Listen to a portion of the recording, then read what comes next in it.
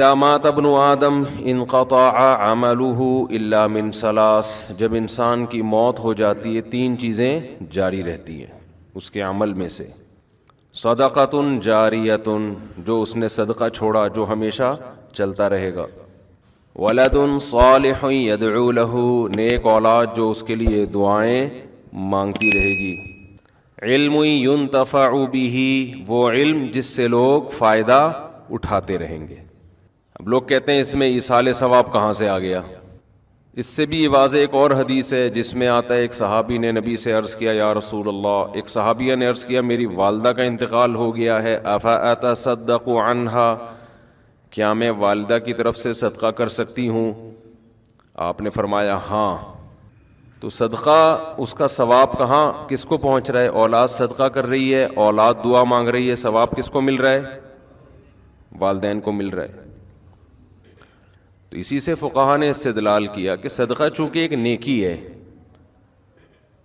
تو کوئی بھی نیکی کر کے مرحوم والدین کو پہنچائی جا سکتی ہے. اس کے لیے حدیث کے حوالے کی ریفرنس کی الگ سے ضرورت نہیں ہے، یہی ریفرنس کیا ہے؟ کافی ہے. اب لوگ کیا کرتے ہیں مسجد میں دریاں بچھا دیں، بھئی اس کا ثواب کس کو ملے گا؟ والدین کو. تو بعض لوگوں کو اشکال ہے کہ یہ دریاں بچھانا کہاں سے حدیث سے ثابت ہے؟ بھئی جب صدقہ کہہ دیا تو نیکی آ گئی نا، اس میں ہر نیکی آ گئی اس کے اندر.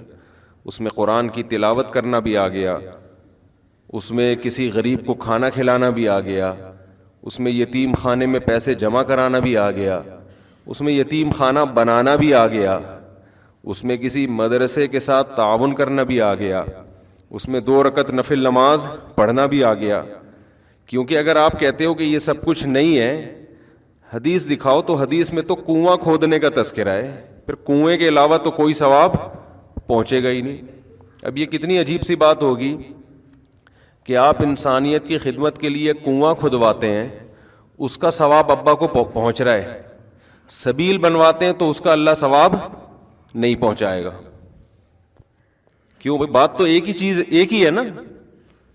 اور جب کوئی مفتی کہتے نہیں اگر آپ نے سبیل بنوا دی، کسی سفر میں کہیں راستے میں کولر پانی کا رکھ دیا تاکہ اس کا ثواب ابا اماں کو پہنچے، تو اگلا کہتے ہیں حدیث دکھاؤ، کولر کا کہاں تذکرہ ملتا ہے حدیث میں؟ تو یہ سینس لیس ہونے کی علامت ہوگی کہ نہیں ہوگی؟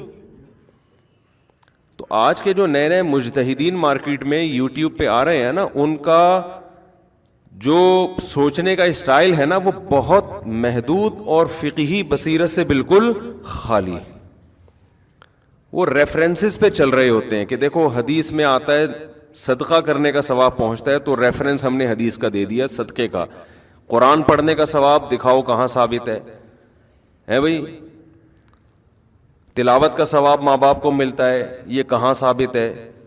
تو بھائی صدقہ نیکی ہے. حدیث کا مقصد یہ ہے کہ جب کوئی شخص مر جاتا ہے تو اس کے اپنے عمل کا دروازہ بند ہو گیا، بعد والا اس کے لیے کوئی عمل کرتا ہے تو وہ دروازہ اللہ کبھی بھی بند نہیں کرتے. یہ اللہ کی رحمت ہے. البتہ یہ جو حدیث میں 3 کا عدد ہے نا، یہ 3 سمجھانے کے لیے، 3 نہیں، وہ 6 بھی ہو سکتے ہیں، 3000 بھی ہو سکتی ہیں وہ چیزیں. تو اس میں خوب سمجھ لیں کہ کوئی بھی نیکی کی جائے مرحوم کے لیے اس کا ثواب میت کو ملتا ہے. یہاں ایک اشکال ہے کہ پھر صحابہ کرام سے کیوں ثابت نہیں ہے قرآن پڑھ کے بخشنا؟ بھئی صحابہ تو نیکی پہ ہم سے زیادہ حریص تھے نا، صحابہ سے ثابت کیوں نہیں ہے؟ تو صحابہ سے اس لیے ثابت نہیں ہے کہ یہ عمل اجتماعی طور پہ ناجائز ہے، کیونکہ کوئی بھی نفلی کام اس میں اجتماع کے لیے الگ سے دلیل کی ضرورت ہے. اگر وہ الگ سے اجتماع کے لیے ایک الگ سے دلیل نہیں ہوگی تو نفلی کام انڈیویجولی آپ کر سکتے ہیں، انفرادی طور پہ آپ کر سکتے ہیں، اجتماعی حیت پہ آپ نہیں کر سکتے. تو صحابہ نے چونکہ اجتماعی حیت پہ نہیں کیا اس لیے ثابت نہیں ہے. انفرادی کیا یا نہیں کیا؟ تو انفرادی عمل بیان نہیں کیا جاتا. اب کوئی بھی اپنے والد کے لیے کوئی تلاوت کر رہا ہے کہ اللہ اس کا ثواب اس کو پہنچ جائے، تو یہ تو دل کی چیز ہے نا، اس کو کوئی راوی کیسے ہائی لائٹ کرے گا؟ کیسے اس کو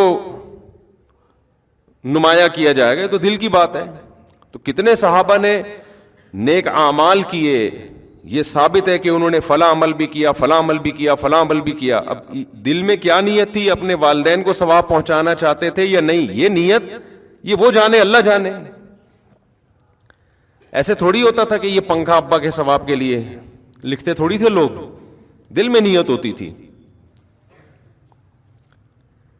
اس سے یہ بھی پتہ چل گیا کہ قرآن پڑھنا اپنے والدین کے اس کو ثواب پہنچانے کے لیے جائز ہے، لیکن ایصال ثواب کے لیے قرآن خوانی جائز نہیں ہے. سمجھتے ہیں کہ نہیں سمجھتے؟ There are two types of Quran خوانی.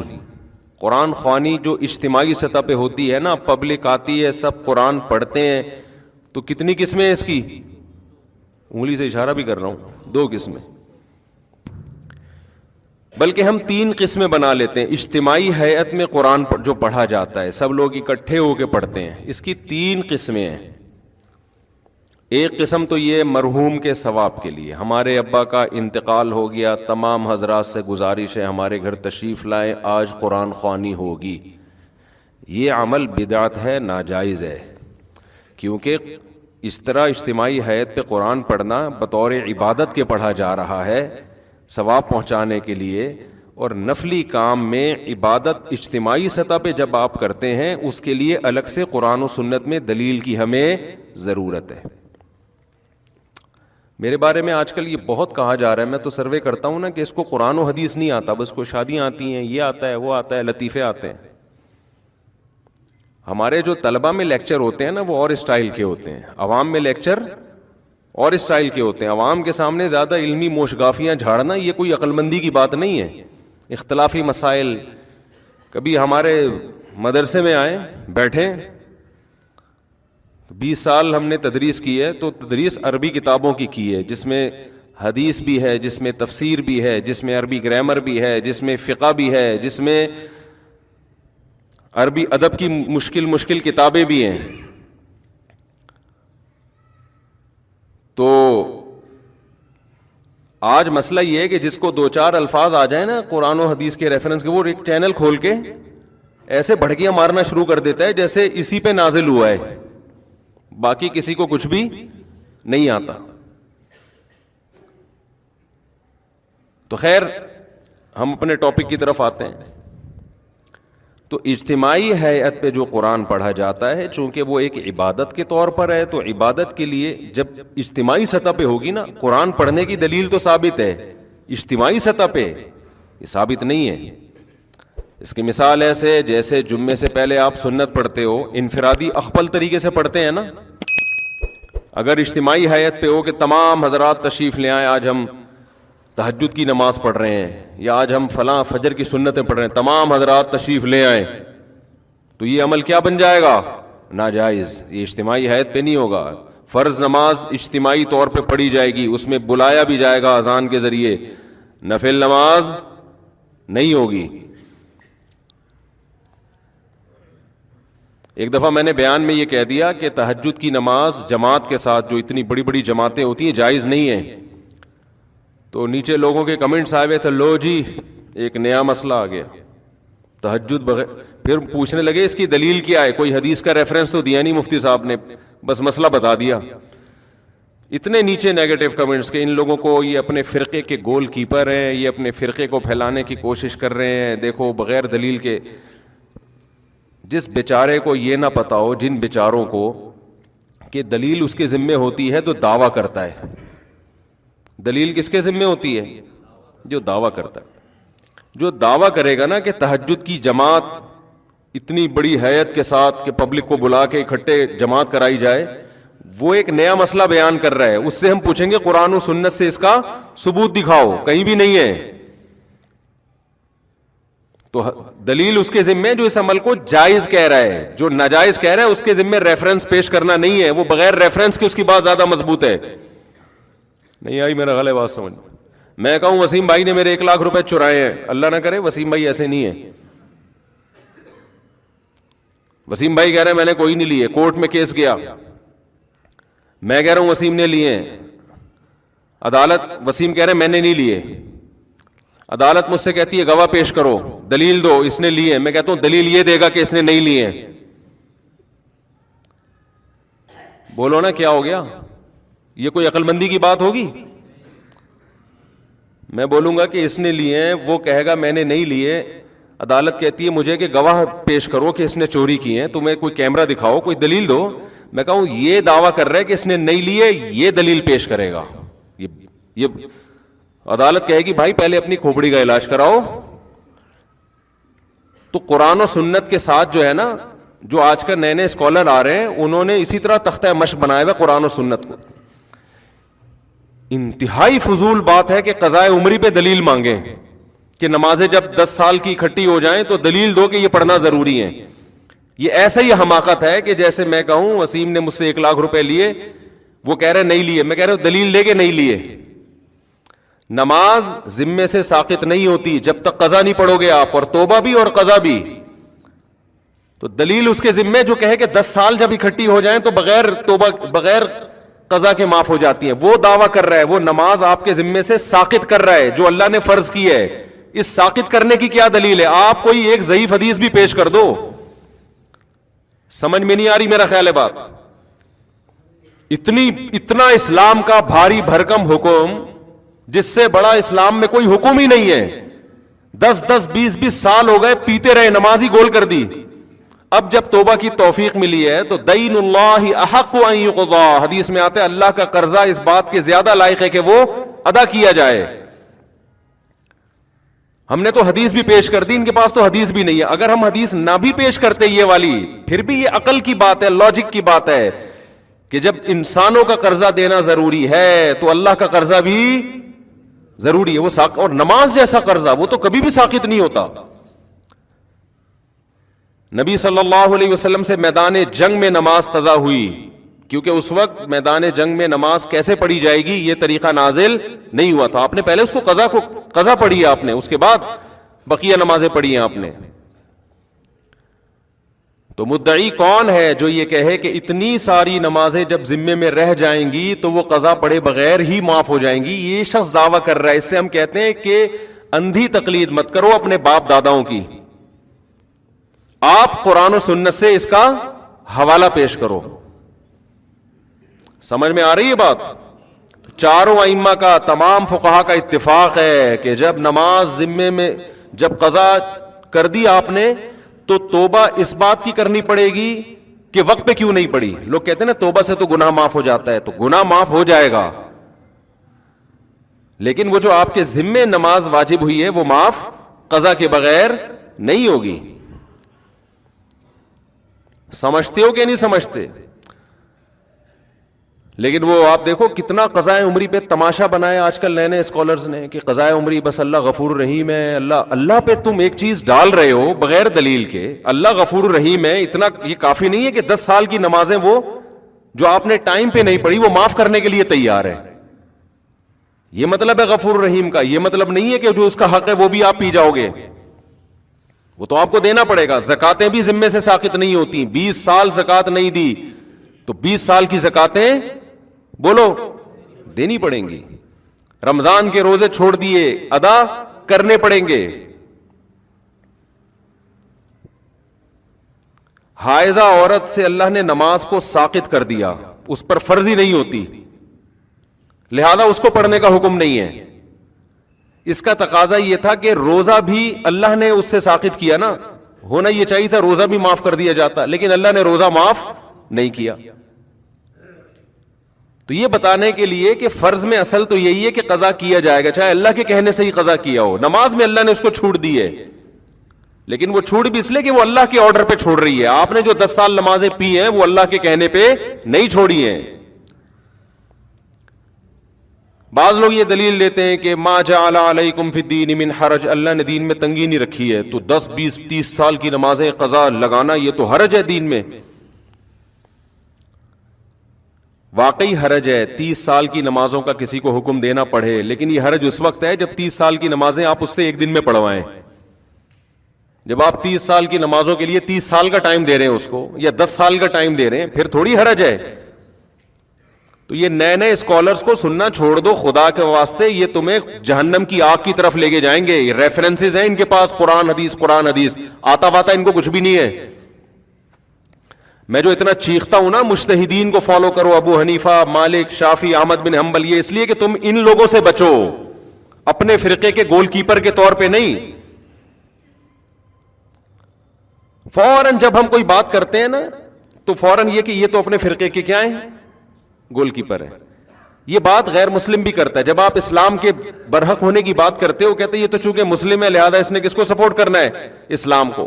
بھائی ہم مسلم ہونے کی وجہ سے اسلام کو سپورٹ نہیں کر رہے, اسلام کے مدلل ہونے کی وجہ سے مسلم ہیں. اسلام کے علاوہ ہمیں کوئی سمجھ میں ہی نہیں آتا.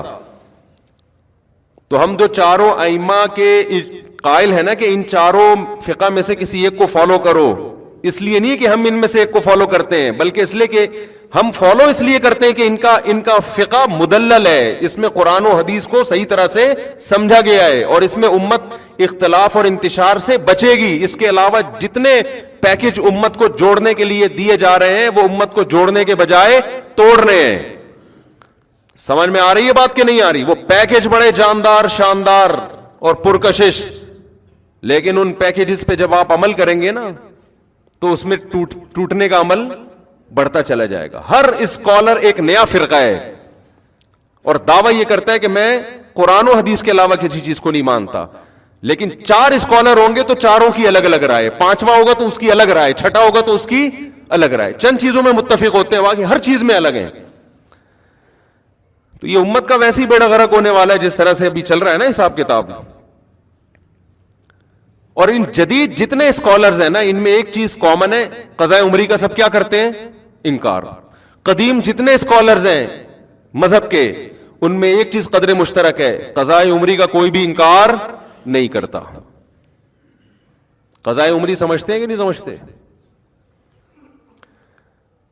تو کہاں ہم ابھی آتے ہیں, اس دوبارہ سے اصل ٹاپک کی طرف آؤں گا میں. تو وہ میں کہہ رہا تھا کہ اجتماعی حیت پہ قرآن خوانی کیا ہے میرے بھائی, بولو نا, جائز نہیں ہے. اس کیوں جائز نہیں ہے؟ جب اجتماعی سطح پہ کوئی عمل کرتے ہیں, جیسے تہجد ہے, تہجد میں نبی صلی اللہ علیہ وسلم نے لوگوں کو جمع کر کے کبھی نہیں بلایا, کوئی ایسی روایت نہیں ہے. ہمیشہ آپ نے تہجد پڑھی, 1 2 3 4 صحابہ آپ کے ساتھ شامل ہو گئے, یہ جائز ہے, ہم بھی اس کو جائز کہتے ہیں. امام ابو حنیفہ کو چونکہ قرآن و سنت بہت اچھی طرح سے آتا تھا لہذا اس عمل کو امام حنیفہ جائز کہتے ہیں. بھائی اتفاقی طور پر کوئی تہجد کے لیے کھڑا ہوا ہے, 2-4 آدمی اس کے پیچھے آ جائیں, اعلان کر کے کہ فلاں اتنے بج کے اتنے منٹ پہ ہمارے یہاں تہجد کی نماز ہوگی, تمام حضرات تشریف لے آئیں. اس کا ثبوت ہمیں قرآن و سنت میں نہیں ملتا, صرف رمضان میں حضرت عمر کے عمل سے ملتا ہے, تراویح جس کو کہا جاتا ہے, اس لیے اس کو نام بھی الگ دیا گیا. سمجھتے ہو کہ نہیں سمجھتے؟ اس میں اجتماعی حیت. اور حضرت عمر نے کیوں؟ اس لیے کہ نبی نے یہ رمضان میں 3 دن کیا پھر چھوڑ دیا تاکہ فرض نہ ہو جائے. تو حضرت عمر سمجھتے تھے کہ آپ نے اس لیے چھوڑا فرض نہ ہو جائے, یہ اس کی علامت ہے, آپ اس کو زندہ رکھنا چاہتے تھے. تو اب فرضیت کا امکان ختم ہو گیا لہذا حضرت عمر نے اس عمل کو دوبارہ شروع کرا دیا. تو رمضان گیا اور وہ تراویح کی نماز گئی. اس میں قیام اللیل کا بھی ہمیں ثبوت نہیں ملتا کہ الگ سے پھر رات کو اجتماعی حیت پہ نماز پڑھی جائے. تو قرآن خوانی کیا عمل ہے میرے بھائی؟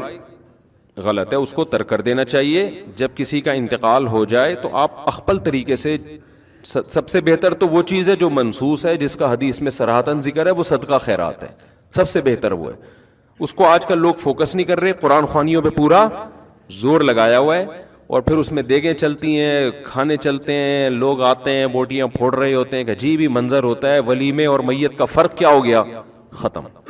تو یہ پھوڑنے پھاڑنے کے ٹائم نہیں ہے. یہ اخپل طریقے سے چپکے سے غریب کو صدقہ کر دو, اور اپنے طور پہ کوئی تلاوت کرنا چاہے تو اس میں بھی کوئی حرج نہیں ہے. اگرچہ تلاوت میں فقہا کا اختلاف ہے لیکن صدقے میں سب کا کیا ہے؟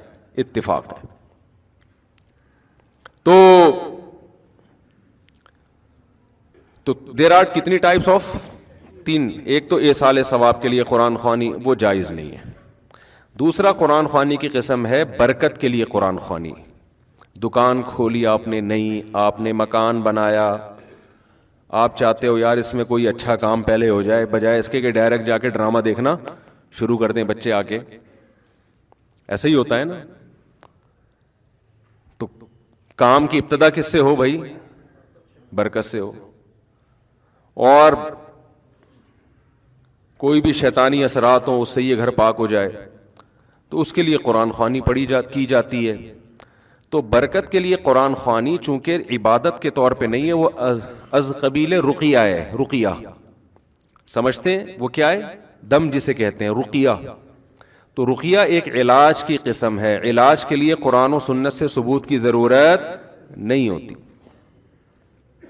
جیسے آپ نے کہا بھائی فلاں آیت پڑھ کے مجھ پہ دم کر دیں مجھے بڑا فائدہ ہوتا ہے، تو اب اس کے لیے ثبوت کی ضرورت نہیں ہے. تو جیسے ایک صحابی رسول نے کسی پہ جن تھا تو سورہ فاتحہ پڑھ کے دم کر دیا، تو ان کو تو نہیں پتا تھا کہ اس سے فائدہ ہوگا، نہ نبی سے انہوں نے پوچھا تھا. بعد میں اطلاع ملی تو آپ نے فرمایا کہ یہ تو رقیہ ہے، سورہ فاتحہ تو اس سے تو فائدہ ہوتا ہے. یا سورہ بقرہ کا ورد کرا لیا گھر کے اندر. سمجھتے ہو حدیث میں آتا ہے سورہ بقرہ جس گھر میں پڑھی جاتی ہے اس گھر میں شیاطین نہیں آتے، حدیث کا مفہوم ہے. تو یہ بذات خود یہ جائز عمل ہے برکت کے لیے. لیکن بعض علماء کی رائے یہ ہے کہ لوگ برکت والی قرآن خوانی اور ایصال ثواب والی قرآن خوانی میں فرق نہیں کرتے، تو یہ والی قرآن خوانی ذریعہ بنتی ہے وہ والی قرآن خوانی کا. سمجھ میں آ رہی ہے بات؟ یہ ذریعہ بنتی ہے کس چیز کا؟ ایک بدعت کا. ایک بات تو یہ. دوسری بات یہ کہ یہ جو برکت کے لیے قرآن خوانی عام طور پہ گھروں میں ہوتی ہیں، مدرسوں سے بچوں کو بلایا جاتا ہے، بچے بیچارے کھاپے کی نیت سے آتے ہیں، وہ صحیح طرح پڑھتے بھی نہیں ہیں، انتظار کر رہے ہوتے ہیں کھانے میں کیا ملے گا. ابے فلاں کے یہاں گئے تھے ایسی مزے کی نہاری کھلائی تھی، اس کی بریانی میں بوٹیاں ہی نہیں ہیں، گوشت ایسا ہے، تو برکت گئی تیل لینے.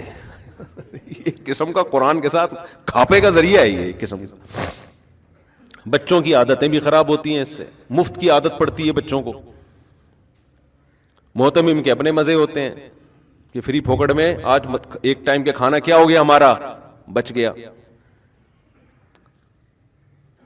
اور پھر دینی مدارس کے جو طلبہ ہیں ان کا وقت انتہائی قیمتی ہے. اگر وہ واقعی طالب علم ہے اس کو چاہیے اپنے وقت کو کیا سمجھے؟ قیمتی. ادھر سے دعوت آ رہی ہے ادھر قرآن خوانی میں جا رہا ہے، ادھر سے دعوت آ رہی ہے ادھر. یہ دینی مدرسوں کے طلبہ کے وقار کے خلاف ہے. ہمارے حضرت فرمایا کرتے تھے کہ علماء یا طلبہ ان کی مثال ایسے ہے جیسے بوتل پانی سے بھر لی فل، ایک بلبلہ بھی نہیں ہے اس میں. اب آپ اس میں اگر پانی کا ایک قطرہ بھی ڈالیں گے نا تو پرانا ایک قطرہ نکالنا پڑے گا، پھر نیا قطرہ ایڈجسٹ ہوگا اس میں.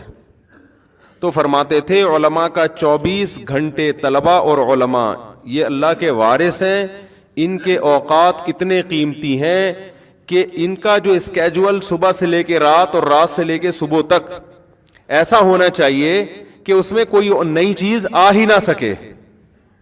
اس میں اگر کوئی نئی چیز آئے تو پرانا کوئی کام ڈسٹرب ہو، اس میں کوئی پرانے کام کو آگے پیچھے کرنا پڑے. تو اب یہ دیکھا جائے گا کہ پرانا زیادہ امپورٹنٹ ہے یا نیا زیادہ امپورٹنٹ ہے. اگر نیا کام ایسا آ گیا ہے کہ پرانے کام کا نقصان کرنا پڑ رہا ہے پھر تو نیا کام اس میں ڈالیں اپنے اسکیجول میں، اور پرانے کو کیا کر دیں ایک دن کے لیے ناغا کر دیں. اور اگر نیا والا پرانے والے سے زیادہ امپورٹنٹ نہیں ہے تو نئے والے کو کیا کر دیں؟ کینسل، ہٹا دیں اس کو. سمجھ بھی نہیں آ رہی بات. اب آپ کہیں گے 24 گھنٹے کا ایسا اسکیجول، یہ تو آدمی ڈپریشن کا مریض بن جائے گا. بھائی صبح سے لے کے رات، رات سے لے کے صبح تک تو ڈپریشن کا مریض نہیں بنے گا. ڈپریشن ختم کرنے والی چیزیں بھی اس میں کیا ہوں گی؟ اسی میں شامل ہوں گی نا. اس میں ایکسرسائز بھی شامل ہے، بچوں کے ساتھ گپ شپ بھی شامل ہے، گھر والوں کو ٹائم دینا بھی شامل ہے، کھاپے بھی شامل ہیں. کسی دن جاوید نہاری بھی شامل ہے اس میں. کبھی چلے گئے تو وہ کون سی نہاری تھی جو اس دن کھائی تھی؟ وہ والی نہیں، نہ وہ مزے کے لیے تھی. مجھے یوٹیوب پہ ویڈیو بھی آئی ہے میری آج کل، کسی نے چپکے سے کیمرے سے بنا کے ڈال دی. زاہد نہاری نا طارق روڈ پہ، وہ بھی شامل ہے. مزہ نہ آئے پیسے واپس. تو یہ بھی آپ کے اسکیجول کا حصہ بولو نا ہونا چاہیے. تو یہ سب چیزیں اس میں داخل ہیں. اب کوئی نئی چیز اگر آ رہی ہے تو یہ پرانا شیڈول آپ کا کیا ہوگا؟ متاثر ہوگا. اگر نہیں ہو رہا اس کا مطلب آپ فارغ آدمی ہو کسی کام کے، آپ فالتو ہو، بلا وجہ پیدا ہوئے آپ. بلا وجہ پیدا اسے کہتے کان سے پکڑ کے جو جہاں چاہے لے جائے, آ جا یار کھاپے پہ چلے, آ رہا ہوں ٹھیک ہے نا, روزانہ کھاپا, ابے آ جا ادھر بیٹھتے ہیں, بیٹھ گیا, ابے چل ادھر گٹر کا ڈھکن گورنمنٹ نے لگا دیا, وہ ہمارے گٹر کراچی میں ڈھکن نہیں ہوتے نا, تو ادھر ہمارے یہاں لگ گیا, آ جا بیٹھتے ہیں وہاں, چل بھائی بیٹھتے ہیں, پوری رات بیٹھے ہوئے. اس کا مطلب یہ غلط پیدا ہو گیا ہے, اس کو بالکل پیدا ہونے کی کسی کام کا نہیں. بعض دفعہ یہ ہوتا ہے کسی دوست کا فون آیا, چل کھاپے پہ چلتے ہیں, آپ نے کہا چلو چلتے ہیں, تو اب یہ بدگمان نہ ہو کہ یہ بندہ فارغ ہے, ہو سکتا ہے اس کا اسکیجول کل کا کھاپا ہو, اس کی ڈائری میں کل کھاپے کا تذکرہ ہو, لیکن اس نے کہا آج بندے کا فون آیا, دوستی ہے, اس سے گپ شپ ہے, تو وہ کل والا کہاں لے جاتے ہیں, آج کر لے. تو میرے ساتھ ایسا ہوتا ہے بعض دفعہ, کسی قریبی دوست کا فون آیا, مفتی صاحب کھاپے پہ چلیں, ہم کہا چلو بھائی. وہ ہوتا یہ ہے کہ وہ جمعرات کو کہیں ڈائری میں کھاپا ڈالا ہوا ہوتا ہے, تو اس کو ہم اس دوست کی وجہ سے 2 دن پہلے لے آتے ہیں, پھر وہ 2 دن والا اسکپ کر دیتے ہیں, جو آج والا کام ہے وہ اس دن ڈال دیتے ہیں. سمجھتے ہیں کہ نہیں سمجھتے؟ ایک ڈائری بنایا کریں ایسے, پورا ہفتہ اس میں آپ کے سامنے ہو وہ پیج, پورا ہفتہ اس میں آپ کے. ابھی میں بتاتا ہوں, یہ حدیث کی تشریح میں بتاتا ہوں میں, تو کیونکہ یہ حدیث کی میں نے تشریح شروع کر دی, وہ پھر ترتیب سے چلے گی تو زیادہ فائدہ ہوگا. ابھی میں وہ قرآن خوانی کا وہ جلدی سے مکمل کر کے پھر وہ حدیث پڑھی ہے نا, اس میں یہ آئے گا تذکرہ انشاءاللہ. صلو علی الحبیب. تو خیر, آپ نے دوسری قسم ہے قرآن خوانی کی رقیہ, جس کو برکت کی قرآن خوانی کہتے ہیں. تو فی نفسی ہی یعنی بذات خود یہ جائز عمل ہے, لیکن بعض علماء اس کے خلاف ہیں کہ بھئی گھر والے بیٹھ کے کر لیں, جیسے سورہ بقرہ پڑھنی ہے سب اکٹھے گھر والے کر لیں, یہ باہر سے ادھر ادھر سے پبلک کو بلانا اور یہ سب چیزیں, اس کے فسادات زیادہ ہیں, اس میں وہ برکت رہتی بھی نہیں ہے. کھاپے کا تذکرہ زیادہ ہوتا ہے, اور جو رقیہ کا جو مقصد تھا وہ مقصد پوری طرح حاصل نہیں ہوتا. بہرحال اگر کوئی کرتا بھی ہے تو اس پہ اتنا سخت انکار نہیں کیا جائے گا. کوئی برکت کے لیے قرآن پڑھوا لیتا ہے, بے شک بچوں سے ہی پڑھوا لیتا ہے, تو فی نفسی یہ جائز عمل ہے. تیسری قرآن خوانی وہ ہے جو اتفاق سے لوگ جمع ہوتے ہوں کسی ترتیب کی وجہ سے. اس کی مثال ایسے, جیسے ہم فجر سے پہلے 2 سنتیں پڑھتے ہیں نا, تو اب سب لوگ آ کے پڑھ رہے ہوں, لوگوں نے جمع نہیں کیا, لیکن چونکہ ٹائم ہے سنتوں کا تو سب پڑھ رہے ہوتے ہیں, تو دیکھنے میں ایسا لگتا ہے سب اجتماعی سطح پہ پڑھ رہے ہیں, حالانکہ وہ ایک اتفاقی ان کا آپس میں ربط ہو گیا ہے. تو ایسے ہی دینی مدرسوں میں یہ ہوتا ہے کہ بچوں کو تلاوت کا ٹائم دیا جاتا ہے, تو اس کا ٹائم بتایا جاتا ہے, بھائی صبح ناشتہ ہے اتنے بجے, پھر پڑھائی ہے, پھر یہ ہے, پھر یوں ہے, پھر رات عشاء ہے, پھر عشاء کے بعد سب نے کیا کرنا ہے, قرآن کی تلاوت کرنی ہے. تو یہ ایک نظم کے تحت ہے, اس کو وہ قرآن خوانی, وہ والی قرآن خوانی نہیں کہیں گے جو بدعت ہے, یہ تو ایک نظم کے طور پر. بعض فوجی اداروں میں ہمیں دیکھنے کو ملا, رینجرز کے ایک بڑے آفیسر تھے, انہوں نے بتایا کہ ہمارے ہاں فجر کی نماز کے بعد پابندی ہے, تمام جتنے بھی فوجی ہیں نا, جو رینجرز کے ملازمین ہیں, وہ سب قرآن کی تلاوت کریں گے. تو ایک ٹائم دیا ہوا ہے نا, تو یہ مینجمنٹ کے لیے ایک ٹائم دیا ہوا ہے, اس کو مینج کرنے کے لیے یہ بھی جائز ہے, اس میں بھی کوئی حرج نہیں ہے. یہ ایک ترتیب پہ لانے کے لیے سب کو, کیونکہ پھر ان کا باقی ٹائم نہیں ملے گا نا ان کو تلاوت کا سارا دن. تو گھر میں بھی آپ کر سکتے ہیں, بچوں کے لیے ایک ٹائم بنا دیں, بھائی صبح اتنے بجے 1 سے لے کر اتنے بجے تک سب بچے انسان کے بچے بن کے بیٹھ جائیں گے. سارا دن تو موبائل لگا رہتا ہے, اب یہ اتنے بج کے اتنے منٹ پر سب بچے کون سے بچے بنیں گے, انسان کے بچے. لہذا قرآن سب کے ہاتھ میں ہوگا, دعائیں کی کتاب ہوگی, ذکر اذکار ہوگا. اسی طرح یہ بھی ہے کہ اجتماعی ہیئت پہ ذکر اللہ بھی جائز نہیں ہے, خوب سمجھ لیں. جیسے اعلان ہوتا ہے مسجد سے ہمارے ہاں ذکر کی محفل لگ رہی ہے, تمام حضرات تشریف لے آئیں, پھر سارے آ جاتے ہیں, پھر ذکر کرایا جاتا ہے, یہ بدعت عمل ہے, جائز نہیں ہے. لیکن اگر آپ کسی تربیت گاہ میں گئے ہیں جس کو خانقاہ کہا جاتا ہے, کوئی شیخ و مرشد ہیں جن سے آپ بیعت ہیں, سہ روزہ لگایا آپ نے, 10 دن کے لیے گئے ان کی خانقاہ میں, تو انہوں نے اپنے مریدوں کے لیے ایک ٹائم رکھا ہوا ہے, بھائی صبح اتنے بجے سب نے تہجد میں آنا ہے, یہ ٹریننگ سینٹر ہے نا, اور پھر 7 بجے سب نے ذکر کے لیے بیٹھنا ہے. تو یہ بھی چونکہ اس کا یہ وہ اجتماعی حیت والا ذکر نہیں ہے, بلکہ یہ بھی ایک تربیت کے لیے نظام الاوقات تو ہوگا نا کوئی نہ کوئی, کہ کھانے کا ٹائم ہے تو یہ ذکر کا ٹائم ہے, تو یہ تلاوت کا ٹائم ہے. تو اس یہ وہ بدعت ذکر میں داخل نہیں ہے. لیکن جو نارملی ہمارے ہاں بعض مسجدوں سے اعلانات ہو رہے ہوتے ہیں, یا نمازیوں کو اعلان کیا جاتا ہے بھائی 4 بجے ہمارے ہاں ذکر کیا جائے گا, تمام حضرات تشریف لے آئیں. یہ بدعت ہے کہ تمام حضرات کیوں تشریف لے آئیں بھائی؟ کوئی آپ کا کوئی وہ چل رہا ہے, اگر کوئی تربیتی پروگرام چل رہا ہے تو جو تربیت کے لیے آئے ہوئے ہیں وہ بیٹھے ہوئے ہیں آپ کے پاس, تو ان کو آپ بتا دیں بھائی عصر کے بعد ذکر ہوگا, مغرب کے بعد تلاوت ہوگی, 4 بجے تہجد کے لیے سب اٹھیں گے, اور تمہارے باپ کو بھی اٹھنا پڑے گا اس میں, یعنی معذرت کے ساتھ, یعنی زبردستی اٹھائیں گے آپ. تو یہ زبردستی ٹریننگ کے لیے ہے, تو اس کو اس اجتماعی ہیئت میں شامل نہیں کیا. ہم نے جب 3 دن کی ٹریننگ کروائی کنٹری کلب میں, پورے ملک سے لوگ آئے تھے, تو ہم نے ان کو 4 بجے تہجد کے لیے اٹھاتے تھے, ان کو کہتے تھے آپ کے باپ کو بھی اٹھنا پڑے گا, کسی کو سونے کی اجازت نہیں ہے. اور پھر 5 بجے ہم ان سے جاگنگ کروایا کرتے تھے, اور جاگنگ میں بھی ہم نے ان سے کہہ دیا تھا کہ آپ کے باپ کو بھی جاگنگ بولو کرنی پڑے گی, کیونکہ جو دیندار لوگ ہیں نا, یہ جاگنگ نہ کرنے کی وجہ سے بھی آڑے ترچھے, دیندار کیا سب برابر ہیں اس میں, دیندار تو پھر بھی تھوڑا بہت نماز کے لیے چل کے آ جاتے ہیں. میں دیندار کا تذکرہ اس لیے کیا کہ ہم تو دینداروں کو فوکس کر رہے تھے نا, ورنہ یہ ہماری پوری قوم کا المیہ ہے کہ پوستی پن الحمدللہ اتنا زیادہ ہماری قوم میں آ گیا ہے کہ اللہ کی پناہ. بس اب میں پھر جاؤں گا تو پھر بہت لمبا بیان اسی پہ ہو جائے گا.